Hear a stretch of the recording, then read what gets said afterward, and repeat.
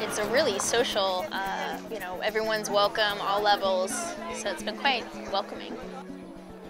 For many of you, this may be one of your first experiences with lawn bowling. So what we're going to do is we're going to get you with bowls in your hand and we're going to get you hooked to the sport. My first impression, curiosity. I've walked through the park on a number of occasions. It's a lot of fun. 2 hours of trying to, you know, hit a ball with another ball or bowl with another bowl. I have signed up for a lesson, so I'm going to be called, but they have it very organized, and we'll see. Hopefully, if the weather and schedules hold, I may become a lawn bowler.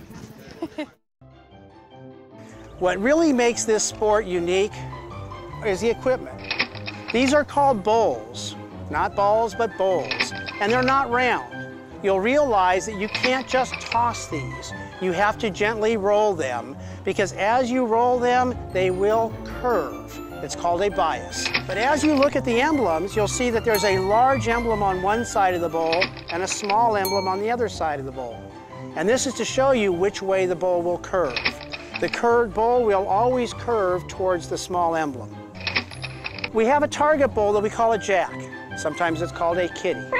The object of the sport is to stop the bowl as close as you can to the jack.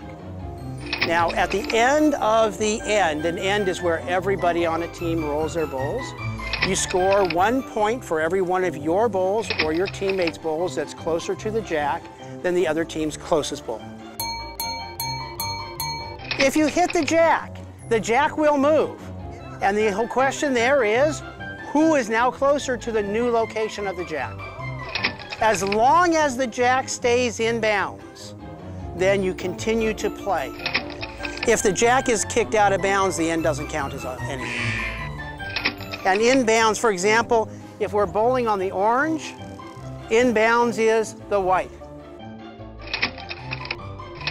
The one other advantage you get if you hit the jack is your bowl will get a chalk mark on it, and it's called a toucher. If that bowl ends up in the ditch, in the sand, it's still okay. Any other bowl that ends up in the sand is removed as a dead bowl.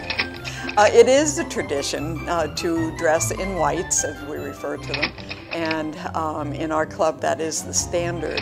So in a nutshell, that is the game of bowls. When I started lawn bowling, I thought, oh, I'll come out once or twice a week, maybe, and I'm out here 3, 4, sometimes 5 times a week now. We both enjoy a lot of different sports. Probably a little bit more, considered more active, surfing and mountain bike riding. I was looking for something active to do and something where I'd get to meet new people. And I also have a granddaughter who takes up a fair amount of my time. The competitive bowlers tend to be better bowlers than the social bowlers. They tend to be a bit more competitive even in the social games, I think, than people who are primarily out for the sociability. Yeah, it's definitely a sport or game that's easy and takes just a little while to learn, but a lifetime to master. It's a very humbling sport. When you come out having thought that I was an athlete and then realize that your first game you play in and you get beat by an 89-year-old woman. It's a very challenging game. It is always changing. I really believe in the white traditional way, especially when you're playing singles. A lot of times when you're playing pairs or triples, it's fun to dress as a team and have team colors. I have had some people say, oh, well, I kind of like the white clothing, it kind of sets you apart. I've had others say, well, yeah, it kind of makes you look stuffy. I like them, partly because it does set us apart. It makes us noticeable. By the same token, if it turns some people off, I don't think that's a good thing either. And it can be very social, where you bring the family or you come with friends and you have a potluck and you go out and bowl, or you can take it as competitive as you want.